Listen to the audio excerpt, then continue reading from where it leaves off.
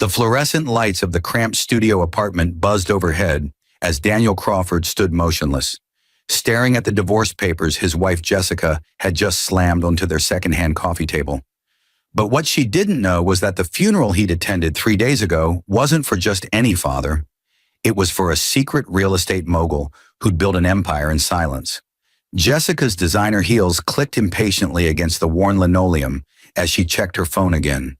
But her eyes held no sympathy for the man she'd promised to love in sickness and health.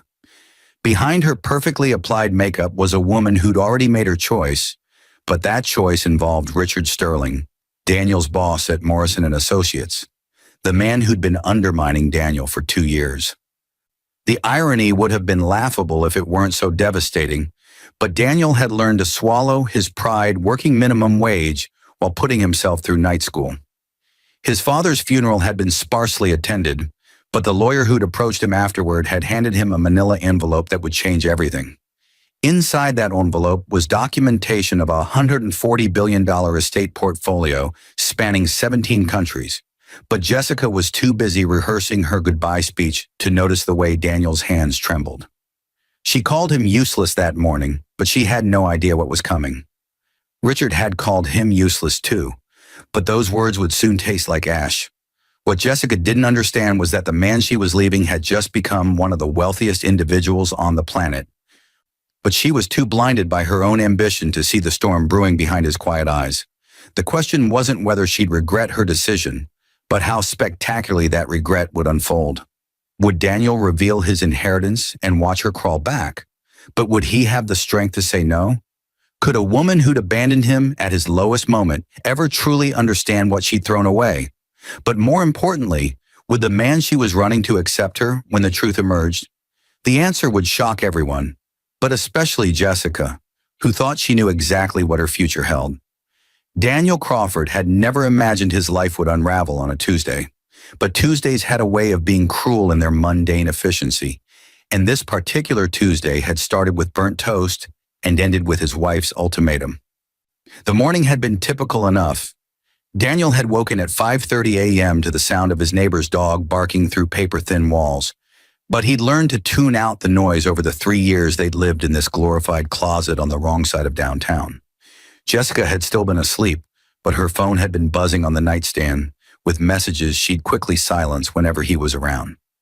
He should have known then, but hindsight had a way of sharpening details that seemed insignificant in the moment. The funeral had been 5 days ago, but Daniel could still smell the rain-soaked earth of Greenwood Cemetery.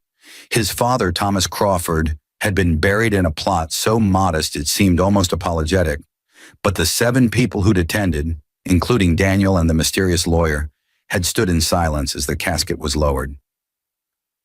Daniel had barely known his father, but that was by design. Thomas had left when Daniel was 6, sending irregular child support payments and birthday cards with generic messages, but never explaining where the money came from or why he'd chosen absence over presence. But the lawyer, Arthur Pembroke of Pembroke & Associates, had changed everything. "Mr. Crawford," Arthur had said, approaching Daniel as the other attendees dispersed like smoke. His suit was impeccable but understated, but his eyes held the weight of secrets. "I represent your father's estate, but I think we should speak privately. Tomorrow, if possible. My office at 2 p.m.? Daniel had agreed, but he'd assumed it was about funeral expenses or perhaps a small life insurance policy.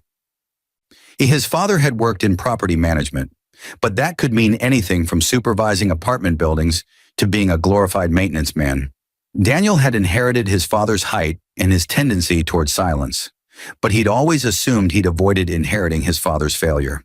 But he'd been wrong about everything. Arthur's office had been located in the Sinclair Tower, but not in the affordable lower floors, in the penthouse suite where lawyers who handled billions, not thousands, kept their practices. The receptionist had known Daniel's name before he'd introduced himself, but her smile had been professional and unrevealing. Arthur had greeted him in a conference room with floor-to-ceiling windows overlooking the city, but Daniel had felt like an imposter in his off-the-rack suit and scuffed shoes. "Your father was a very private man," Arthur had begun, sliding a leather portfolio across the mahogany table. But his tone suggested this was an understatement of cosmic proportions. He built his wealth over 40 years, but he did so quietly, methodically, and with extraordinary success. He owned real estate across 17 countries, but he operated through shell companies and trust to maintain his anonymity. Daniel had opened the portfolio with shaking hands, but nothing could have prepared him for what he saw.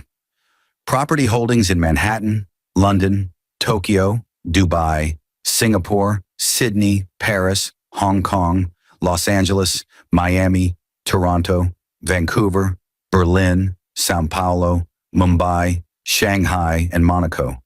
But these weren't modest investments. These were landmark buildings, luxury developments, commercial complexes, and historic properties. The estimated total value calculated by 3 independent firms was $140 billion, but the number seemed too large to be real.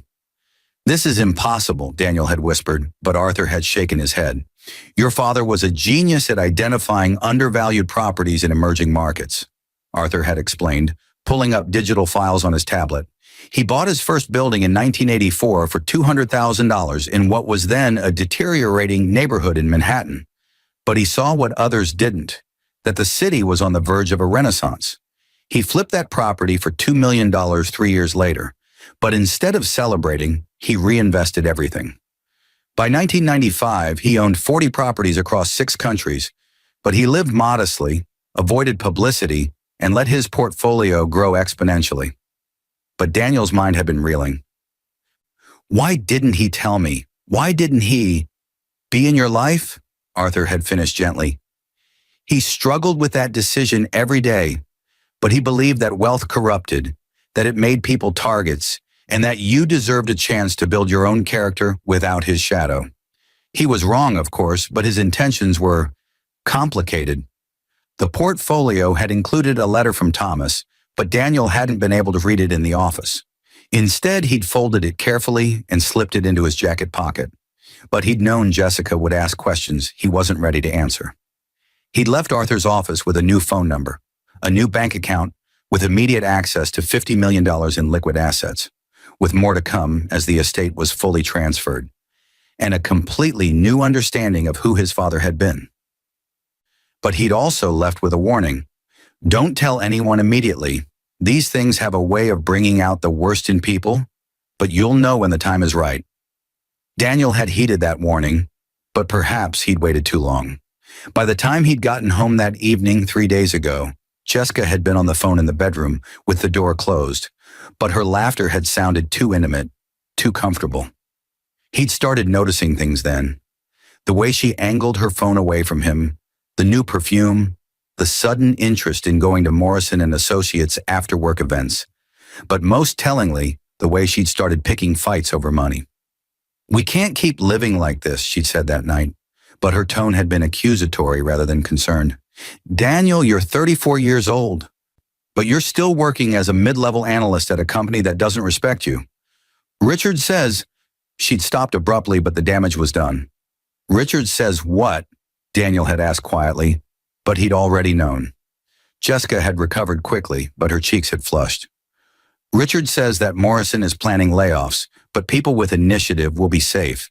You need to be more aggressive, but you just accept whatever scraps they throw you." But Daniel had been distracted by his father's letter, which he'd finally read in the bathroom while Jessica watched her reality shows.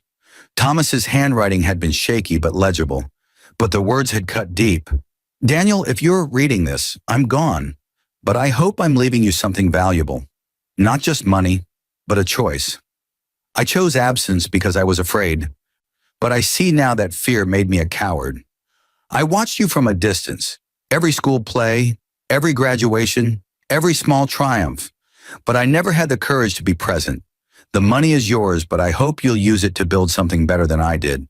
Don't let it isolate you, but don't let others use you either. Trust slowly, but love completely. I'm sorry I couldn't be the father you deserved, but I'm proud of the man you became despite me. Dad." Daniel had cried silently in that bathroom, but he'd also felt something shift inside him. His father had been watching, but from a distance that made the gesture almost meaningless. The money was overwhelming, but it didn't erase 34 years of questions. Still, it was something, but what that something meant, he was still figuring out. But then came the Tuesday that changed everything. Daniel had arrived at Morrison and Associates at 8 a.m., as usual, but Richard Sterling had been waiting at his desk with a smirk that made Daniel's stomach clench.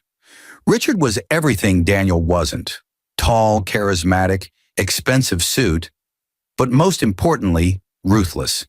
He'd been passed over for promotion twice in favor of Richard, but he'd told himself that merit would eventually prevail. But merit had nothing to do with anything. Crawford, Richard had said, perching on the edge of Daniel's desk like he owned it, but his tone was casual poison. We need to talk about the Henderson account. You dropped the ball, but I managed to salvage it. Henderson specifically asked for me to take over, but don't worry, I'll make sure everyone knows you tried your best. It was a lie, but a beautifully constructed one.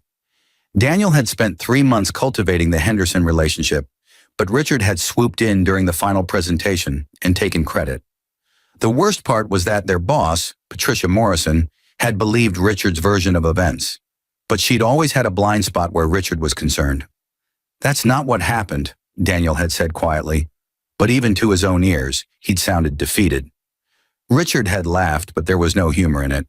That's exactly what happened, but if you want to make a formal complaint, go ahead. I'm sure Patricia would love to hear how you're not a team player. He'd stood then, adjusting his cufflinks, but his final words had been delivered with surgical precision. Face it, Crawford, you're useless here. You don't have the hunger, but more importantly, you don't have what it takes to succeed.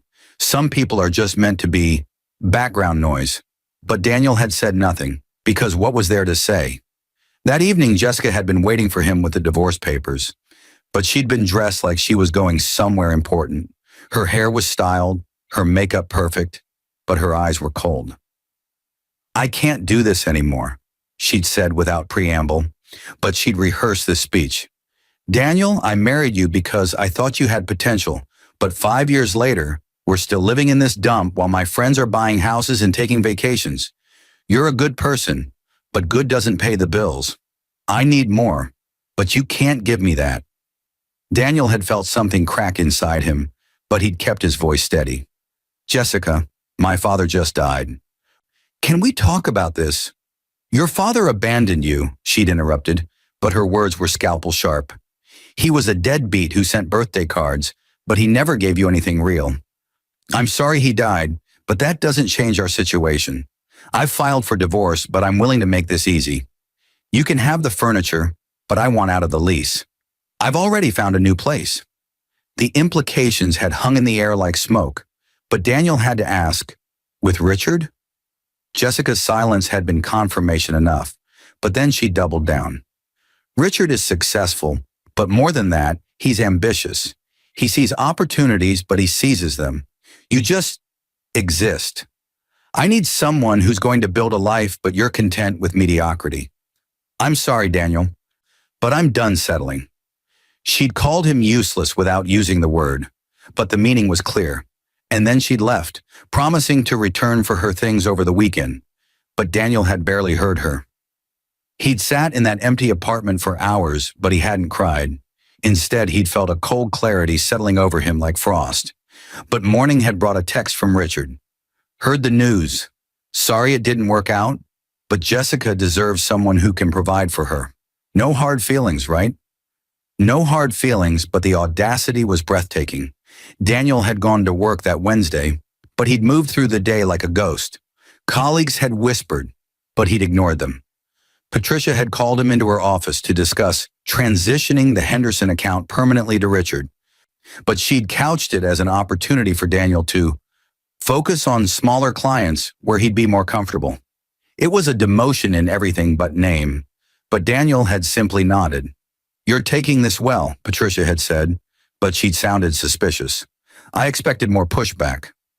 I'm reevaluating my priorities, Daniel had replied, but he'd left it at that. That evening, he'd called Arthur Pembroke, but his hands had been steady. I want to move forward with the estate transfer, but I also want to make some immediate arrangements. Can we accelerate the timeline? Arthur had been surprised but professional, but he'd agreed to meet the next morning. I should warn you, Daniel, once people know about the money, everything changes. But I suspect you already understand that. I do, Daniel had said. But he'd been thinking about Jessica's cold eyes and Richard's smirk. But I think it's time for some changes. The next 6 weeks had been a masterclass in preparation, but Daniel had been patient. Arthur had helped him establish a private investment firm, Crawford Global Holdings, but they'd done so quietly through layers of legal entities that kept Daniel's name out of public records. He'd begun acquiring assets, first a portfolio of luxury apartments in the city, but then something more strategic. He'd learned that Morrison and Associates was struggling financially, but Patricia had been shopping for investors to avoid bankruptcy. The Henderson account had been their last hope, but even that wouldn't be enough. But Daniel had seen an opportunity. Through Crawford Global Holdings, he'd made an anonymous offer to acquire Morrison and Associates, but at a significant discount. Patricia had been desperate enough to accept, but the deal had included one condition. All current management would remain in place during a 3-month evaluation period, after which the new owner would make staffing decisions. It was standard corporate acquisition language, but it gave Daniel time to watch and wait. Meanwhile, Jessica had moved in with Richard, but their relationship had become Instagram official within 2 weeks. Photos of expensive dinners, weekend getaways, and Richard's new car had flooded social media, but Daniel had watched from a distance with cold detachment. Jessica looked happy, but there was something performative about it, like she was trying to convince herself as much as her followers. Richard had been promoted to senior vice president at Morrison and Associates, but he'd been insufferable about it. He'd started treating Daniel with open contempt, assigning him menial tasks and making jokes about dead weight during team meetings, but Daniel had absorbed it all without reaction. His colleagues had started to pity him, but that was fine. Pity was useful, but Daniel had also been busy. He'd quietly purchased the building that housed Morrison and Associates offices, but he'd done so through a subsidiary that gave no indication of his involvement. He'd acquired several properties Jessica had once pointed out during their marriage. A penthouse she'd said was perfect, and a vacation home in the Hamptons she'd called the dream, but he'd done nothing with them yet. He'd also made anonymous donations to causes Jessica claimed to care about, but under Richard's name, creating a paper trail that would later prove interesting. 3 months after the funeral, Daniel had finally been ready, but the catalyst had been unexpected. Morrison and Associates had thrown a celebration for Richard's promotion, but it had been held at an upscale restaurant Daniel couldn't have afforded 6 months ago. He'd been invited out of obligation, but everyone had expected him to decline. Instead, he'd arrived in a simple but well-tailored suit, but he'd stayed in the background, nursing a single drink and watching. Jessica had been there as Richard's date, but she'd avoided eye contact with Daniel. She'd looked expensive, new dress, new jewelry, new confidence, but there was a brittleness to her smile. Richard had been holding court, telling a story about closing a major deal, but he'd been exaggerating his role. Daniel had known because he'd actually done the preliminary work Richard was claiming credit for. Poor Daniel, someone had whispered nearby, but they'd thought he couldn't hear. He just doesn't have what it takes, but at least he's handling the divorce well. I heard Jessica upgraded significantly, another voice had added, but this one had been openly catty. Richard Sterling is going places, but Daniel was always going to be stuck. Daniel had felt nothing, but that emptiness had been instructive. He'd spent so many years trying to prove himself to people whose opinions ultimately meant nothing, but now he saw them clearly. They were sharks circling what they perceived as weakness, but they had no idea what was actually in the water with them. But then Patricia Morrison had clinked her glass for attention, and the room had fallen silent. I want to take a moment to thank everyone for their hard work during a challenging time she'd begun, but her smile had been strained. As many of you know, Morrison and Associates has undergone some changes recently, but I'm pleased to announce that we've secured new ownership that will help us grow and thrive. Our new owner has requested anonymity during this transition, but I've been assured that our core team will remain intact. Here's to new beginnings, Richard had called out, raising his glass, but his confidence had been absolute.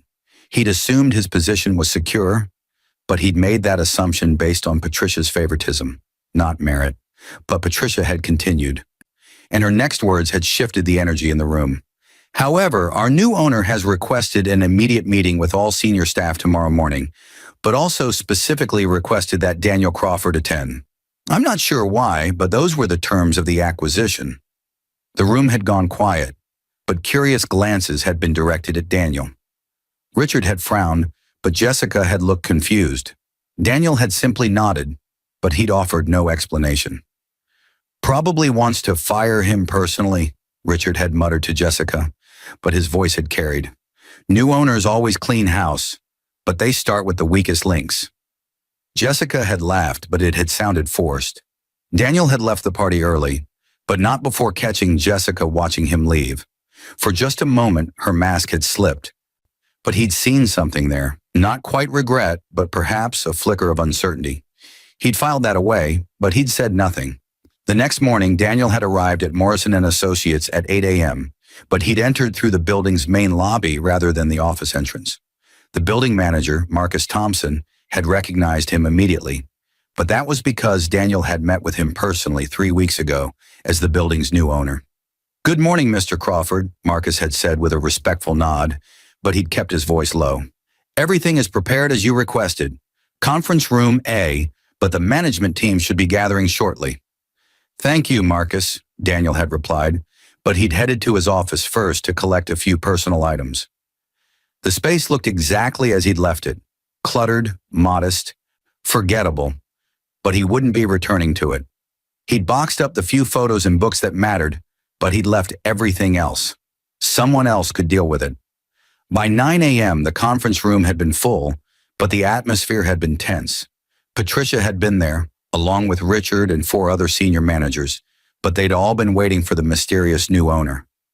Daniel had slipped in last, taking a seat in the back, but Richard had noticed and smirked.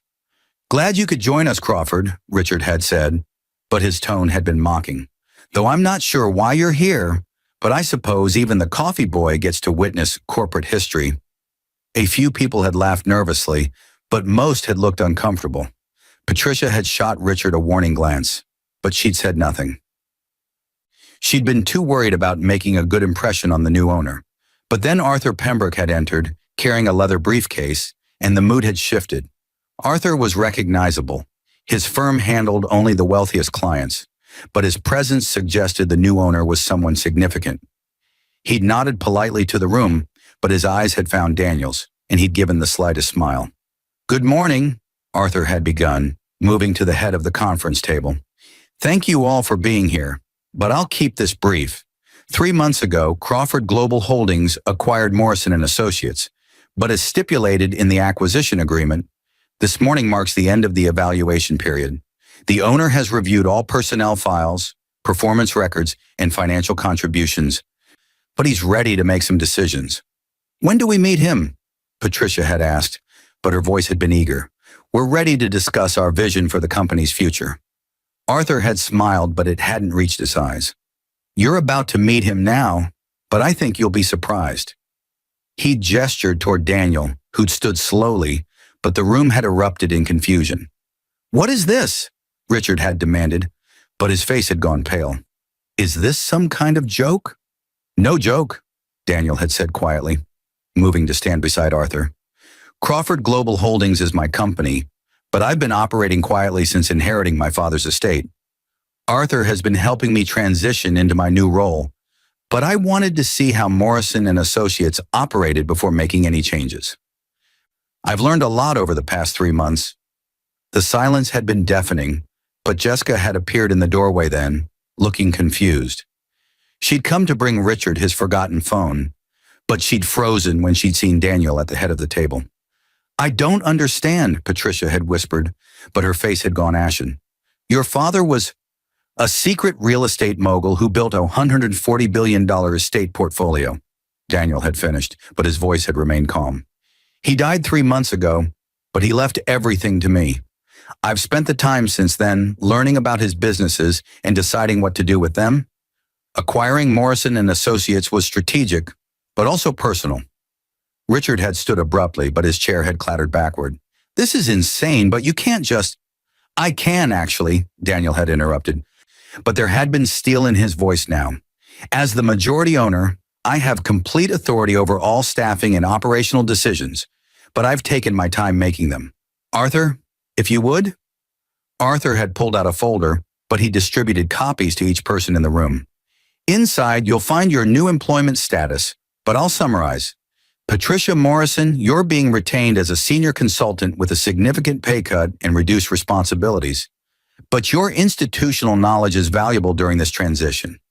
You enabled a toxic work environment, but you also built this company from nothing, so you'll have a chance to prove you can do better.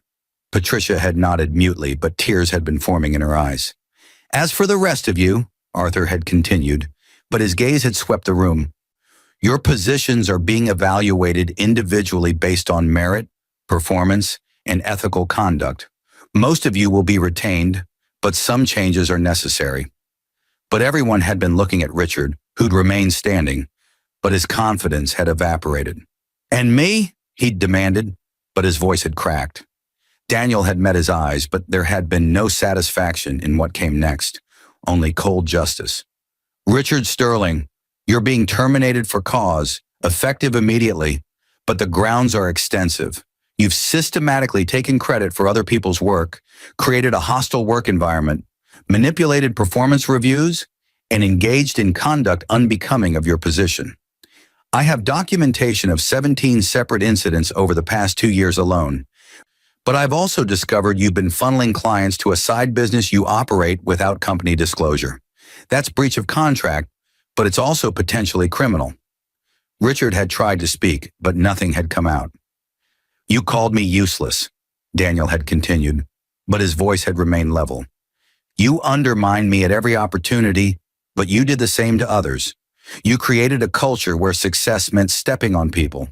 But that ends today. You have 1 hour to clear out your office, but security will escort you from the building. You'll receive 2 weeks severance as required by law, but I'd recommend you not seek references from anyone here. But then Jessica had spoken from the doorway, her voice small. Daniel, I don't understand, but you had money this whole time? Daniel had turned to her slowly, but something in his expression had made her step back. No, Jessica, I had money for 3 months, but I was processing grief and trying to understand what my father left me. I would have told you eventually, but you filed for divorce before I had the chance. You left because you thought I was useless, but you chose someone you believed was successful. You made your decision based on appearances, but now you have to live with it. But we can fix this, Jessica had said, moving into the room now, but her desperation had been palpable. Daniel, we were together for 8 years, but I made a mistake. I was scared about our future, but I never stopped loving you. We can work this out. No, Daniel had said simply, but the word had carried finality. You told me I was mediocre, but you said I existed without purpose.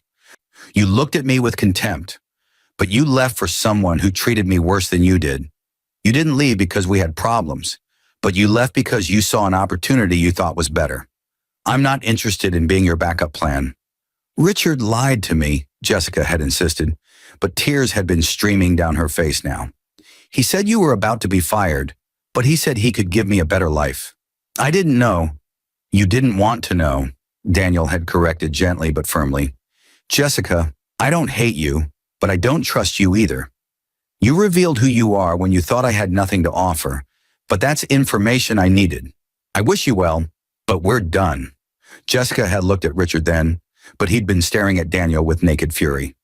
You planned this, Richard had hissed, but his hands had been shaking. You let me humiliate you for months, but you were just waiting to strike.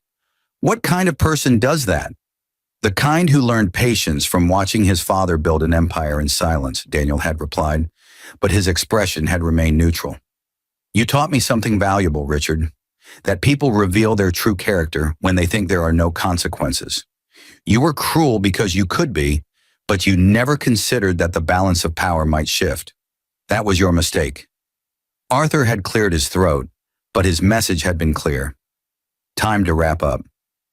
Richard, Jessica, I'll have to ask you both to leave now, but security will escort you.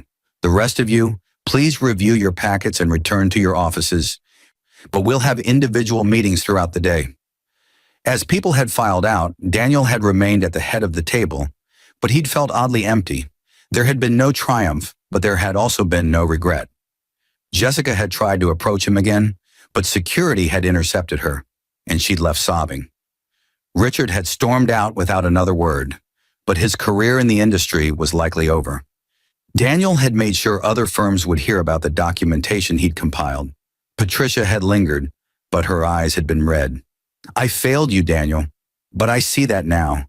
I let Richard poison this place because he brought in revenue, but I ignored what it cost everyone else. I'm sorry." "I know," Daniel had said quietly, but he'd meant it. "That's why you're staying, but in a reduced capacity. You have a chance to help rebuild this company into something better, but you have to want to do it." She'd nodded, but then she'd asked the question everyone was wondering. "What are you going to do with all this? But more importantly, who are you now?" Daniel had considered that, but he'd thought about his father's letter. "I'm still figuring that out, but I know I don't want to become like Richard or like the people who only value others for what they can provide. My father spent 40 years building wealth in isolation, but he missed out on life. I don't want to make that mistake, but I also won't let people use me." "That's a hard balance," Patricia had observed, but she'd smiled slightly. "But if anyone can find it, I think you can." Over the following weeks, Daniel had restructured Morrison & Associates from the ground up, but he'd done so with unexpected compassion. Employees who'd been overlooked were promoted, but toxic performers were let go. He'd increased base salaries while implementing performance-based bonuses tied to team success rather than individual achievement. But the culture had begun to shift. The Henderson account had actually been saved, not by Richard's machinations, but by a junior analyst named Sarah Chen, who'd done brilliant work that Richard had claimed. Daniel had put her in charge of the account directly, but he'd also given her a significant raise. "Why are you doing this?" she'd asked during their meeting, but her confusion had been genuine. "You don't know me, but you're completely changing my career." "Because talent should be rewarded, not stolen," Daniel had replied, but he'd smiled. "My father taught me that sometimes the best investments are in people, but you have to look beyond the surface." But the most difficult conversation had come 2 months later, when Jessica had requested to meet him at a coffee shop downtown. Daniel had almost declined, but curiosity had won out. She looked different, tired, but also more real somehow, with minimal makeup and her hair pulled back simply. "Thank you for meeting me," she'd started, but her hands had been wrapped around her coffee cup like she needed the warmth. "I know I don't deserve your time, but I needed to say some things." Daniel had waited, but he'd said nothing. "I've spent 2 months thinking about what I did, but also about who I became," Jessica had continued, but her voice had been steady. "I convinced myself that I deserved more, but I never stopped to appreciate what I had. You were kind, faithful, and steady, but I saw those things as weaknesses. Richard showed me what I was chasing. He's shallow, manipulative, and cruel, but I was so blinded by what I thought I wanted that I didn't see it until it was too late." "What happened?" Daniel had asked, but he'd kept his tone neutral. "He dumped me 3 days after the meeting," Jessica had admitted, but she'd laughed bitterly. "Turns out he only wanted me because I was your wife, but once you were successful and I was just his broke girlfriend, I wasn't interesting anymore. He called me, of all things, useless, but he said I should have known he wasn't serious. I guess I should have, but I wanted to believe the fantasy." "I'm sorry," Daniel had said, but he'd surprised himself by meaning it. "Don't be," Jessica had replied, but she'd finally met his eyes. "I needed this wake-up call, but it came at a cost I can never repay. Daniel, I'm not asking you to take me back, but I need you to know that I see now what I threw away. You were building a life based on real things, character, integrity, persistence, but I was chasing illusions. The money you inherited doesn't change who you are, but it revealed who I am, and I don't like what I see." "So what now?" Daniel had asked, but he'd been genuinely curious. "Now I rebuild," Jessica had said, but there had been determination in her voice. "I got a job at a nonprofit, but it pays terribly and the work is hard. I moved into a tiny apartment with 2 roommates, but I'm learning to live within my means. I'm in therapy, but I'm trying to understand why I made the choices I did. I don't expect your forgiveness, but I wanted you to know that you deserve better, and I'm sorry I didn't see that sooner." They talked for another hour, but it had been different from their marriage. Honest, direct, without pretense. When they'd parted, Daniel had felt a sense of closure he hadn't known he needed, but he'd also felt sadness for what might have been if Jessica had trusted him just a little longer. But life had moved forward, and Daniel had found his footing in ways that surprised him. He'd used his inheritance to fund affordable housing projects in underserved communities, but he'd done so quietly, without seeking recognition. He'd established scholarships for children of single parents, but he'd named them after his father, giving Thomas Crawford a legacy beyond wealth. He'd even tracked down the other attendees of his father's funeral, former employees his father had quietly helped over the years, and he'd made sure they were taken care of. "Your father would be proud," Arthur had told him during one of their regular meetings, but he'd smiled genuinely. "He built wealth, but you're building something more meaningful." "I'm trying," Daniel had admitted, but he'd thought about his father's letter. "I don't want the money to isolate me, but I also know it changes things. People look at me differently now, but I'm not sure they see me more clearly." "Some will, some won't," Arthur had said pragmatically, but his wisdom had been earned over decades.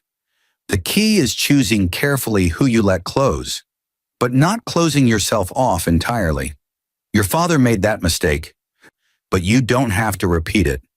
6 months after the meeting at Morrison & Associates, Daniel had finally sold the company to a competitor for a significant profit, but he'd ensured all employees received generous severance and retention bonuses. He'd kept his real estate portfolio, but he'd hired a team to manage the day-to-day operations while he'd focused on strategic investments and philanthropy. He'd moved out of the studio apartment into a modest but comfortable townhouse. Nothing ostentatious, but a space that felt like home. And one day, while reviewing property reports in his new home office, he'd received an unexpected email from Richard Sterling.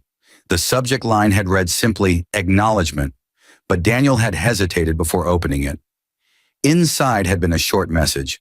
"Crawford, I won't insult you by pretending we're friends or that I deserve your forgiveness.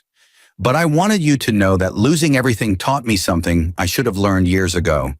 Success built on undermining others isn't success at all. It's just delayed failure.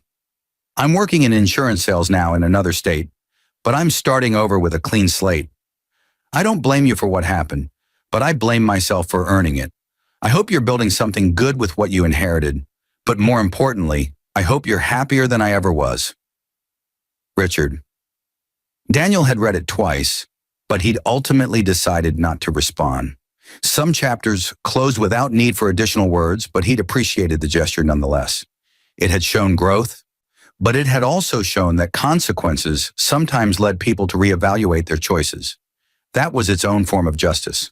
But the real surprise had come on the 1-year anniversary of his father's death, when Daniel had visited the modest grave in Greenwood Cemetery. He'd brought flowers and a letter of his own, but he'd also brought something else. A framed photo of himself standing in front of one of the affordable housing complexes he'd funded. In the photo, he'd been surrounded by families moving into their new homes, but his smile had been genuine. "I hope this is what you meant about building something better," Daniel had said quietly to the gravestone. But he'd felt a sense of peace. "I'm using your gift to help people, but I'm also trying not to let it define me. I'm still learning, but I think I'm becoming someone both of us can be proud of." The wind had rustled through the cemetery trees, but it had felt almost like an answer. As Daniel had walked back to his car, he'd thought about everything that had changed in 1 year. The shock of inheritance, the betrayal of divorce, the cold satisfaction of watching karma work, but most importantly, the gradual understanding that wealth was just a tool. What mattered was how you used it, but also who you chose to be when the world was watching versus when no one was looking. Jessica had been right about one thing. He'd existed in his old life, but he'd been building something beneath the surface. His father had done the same, but Thomas had done it in isolation.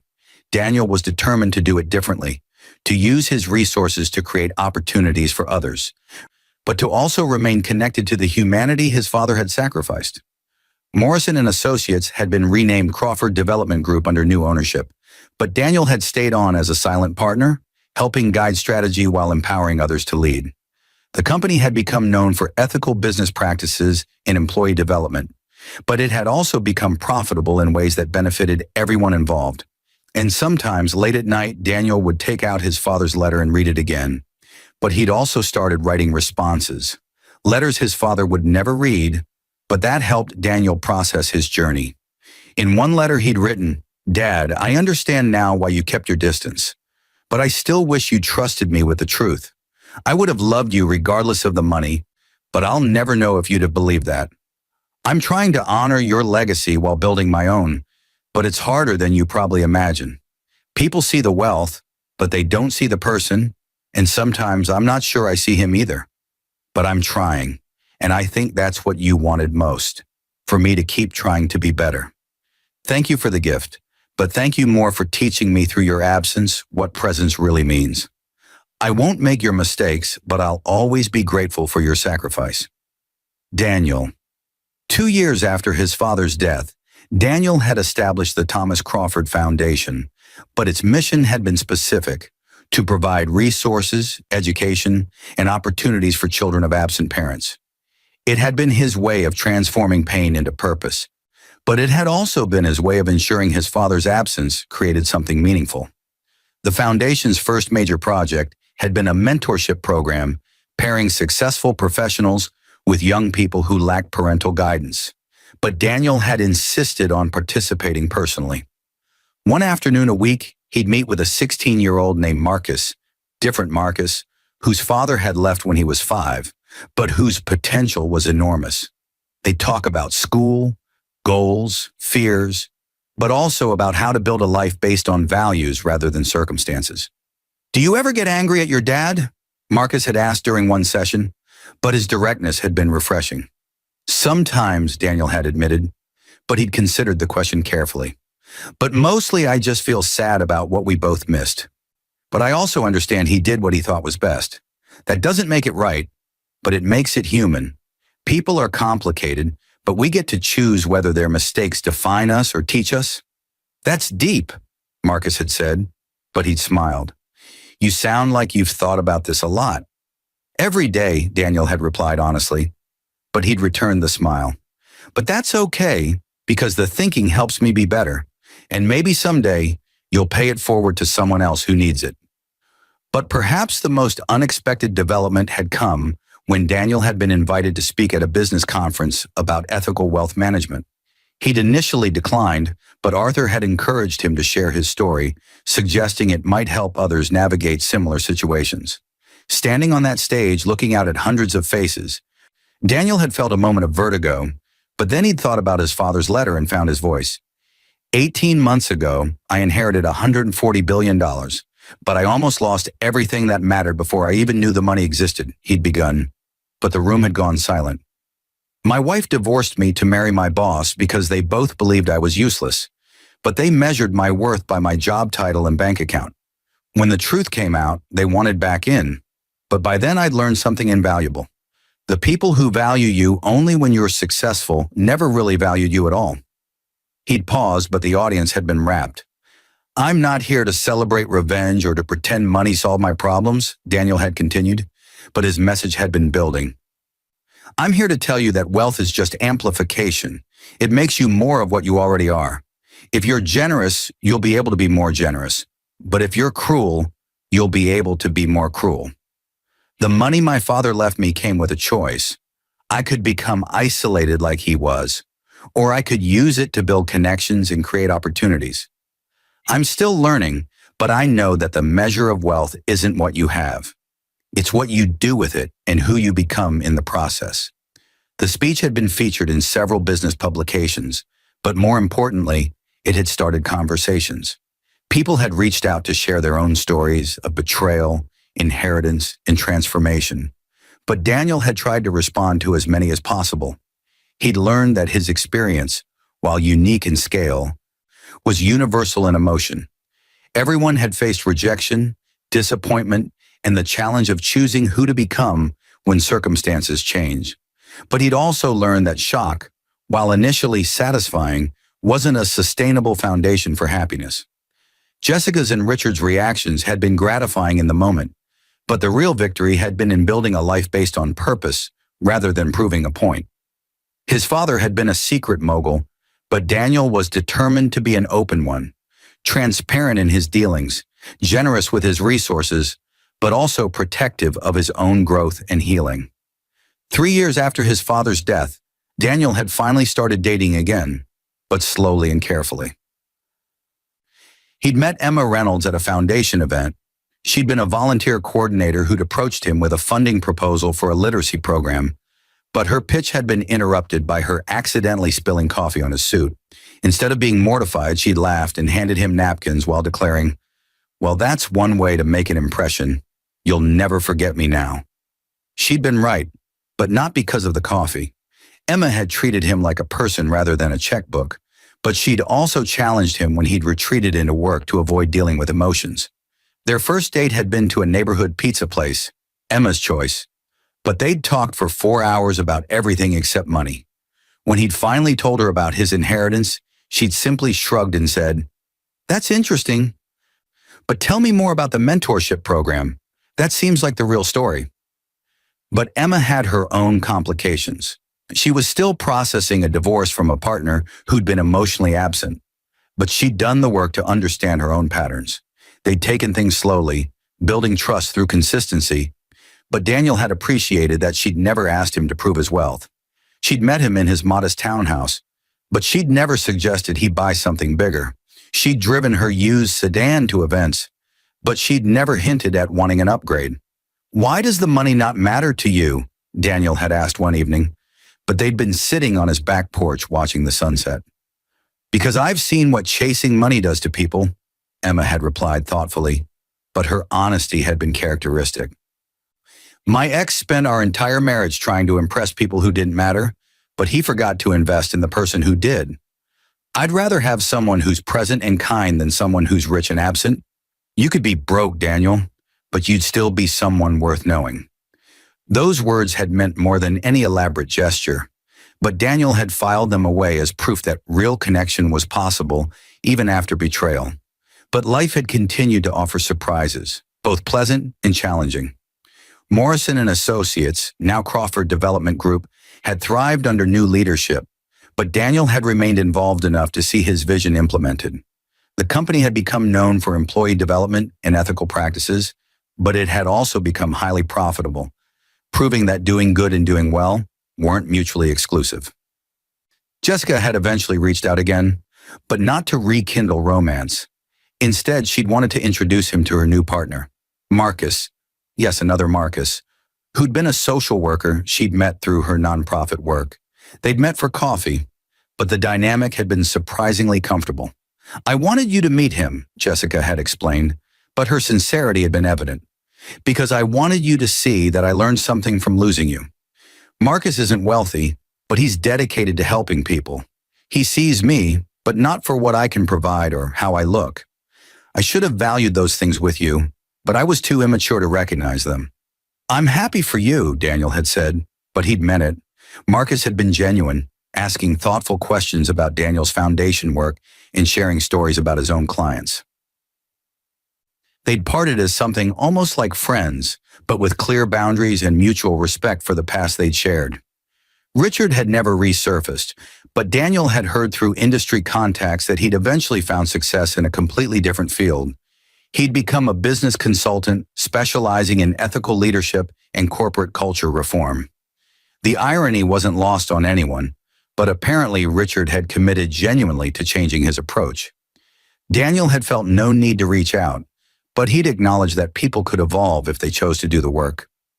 5 years after his father's death, Daniel had stood at that same modest grave, but this time with Emma beside him. They'd brought flowers together, but they'd also brought photos of the foundation's latest projects, a new community center, a scholarship program, and affordable housing that had won architectural awards for innovative design.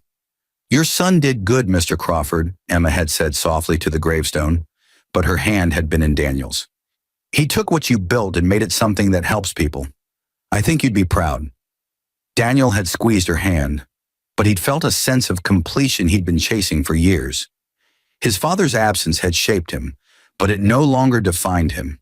The wealth had been transformative, but not because of what it bought, because of what it had forced him to learn about himself and others. "What are you thinking?" Emma had asked as they'd walked back to the car, but she'd known him well enough to sense his mood. "I'm thinking about how much can change in 5 years," Daniel had replied, but he'd smiled. "5 years ago, I was sitting in a studio apartment being served divorce papers by someone who called me useless. Today I'm here with you, but I'm also running a foundation, mentoring young people, and building something my father only dreamed about. It's not the money that changed things, but what I chose to do with the opportunity." "And what about Richard and Jessica?" Emma had asked, but her tone had been curious rather than jealous. "Do you ever think about them?" "Sometimes," Daniel had admitted, but he'd been thoughtful. "But not with anger or satisfaction anymore. They taught me important lessons. But the main one was that being called useless by people who don't know your worth is actually a gift. It shows you who not to trust. Jessica wanted me to be someone I wasn't, but Richard wanted me to not exist at all. Neither of them could see past the surface, but that was their limitation, not mine." Emma had nodded, but then she'd asked the question that would define the next chapter. "So who are you now, Daniel Crawford? Not the inheritor, not the philanthropist, but who are you when no one's watching and nothing's at stake?" Daniel had stopped walking, but he'd considered the question carefully. "I'm someone who's still learning, but I'm also someone who's trying to be present in ways my father couldn't be. I'm building connections instead of isolation, but I'm also protecting myself from people who only want what I have. I'm using resources to create opportunities, but I'm also trying to enjoy the life I'm building. I'm not useless, but I'm also not defined by my wealth. I'm just Daniel, but a version of myself I'm finally proud to be." They'd stood in the cemetery for a while longer, but eventually they'd driven home to their shared life. A life built on trust, mutual respect, and the understanding that true wealth was measured in relationships, purpose, and growth rather than dollars. But the story didn't end there, because life doesn't wrap up neatly with perfect resolutions. Daniel continued to face challenges, complex business decisions, people who wanted access to his wealth, the ongoing work of processing his father's legacy, but he'd built a support system that helped him navigate it all. Emma had become his partner in every sense, but they'd agreed to keep their relationship private, avoiding the spotlight that came with Daniel's public profile. The foundation had expanded internationally, but Daniel had insisted on visiting each project personally, meeting the people his father's wealth was now helping. In those moments, standing in newly built schools or community centers, he'd felt his father's presence most strongly, not as the absent figure of his childhood, but as the architect of opportunities his secrecy had made possible. And sometimes, when Daniel sat in his home office late at night, reviewing reports and proposals, he'd take out his father's letter and read it one more time. The words never changed, but their meaning deepened with each reading. "Don't let it isolate you, but don't let others use you either. Trust slowly, but love completely." His father had struggled with that balance, but Daniel was determined to find it. The journey from being called useless to inheriting billions had been shocking, but the real transformation had been internal, learning to value himself independent of others' opinions, building something meaningful with his resources, but most importantly, remaining human despite circumstances that could easily have made him cynical or cold. What shocked Jessica and Richard wasn't just that Daniel had inherited vast wealth, but that he'd used it to become more generous, more purposeful, and more genuine than either of them had imagined possible. Their assumption that he was useless had been based on limited understanding, but his response had been to prove them wrong, not through cruelty, but through building a life they couldn't have imagined. That was the real shock, not that he'd gotten rich, but that he'd gotten better. And in the end, that was the inheritance that mattered most, not his father's billions, but the choice to become someone who used resources to create opportunity, who maintained humanity despite betrayal, but who understood that true success was measured not in dollars, but in the lives you touched, in the person you became along the way. The money had been transformative, but Daniel Crawford, no longer useless, no longer defined by others' limitations, but finally completely himself, had been the real transformation. And that was a story worth telling.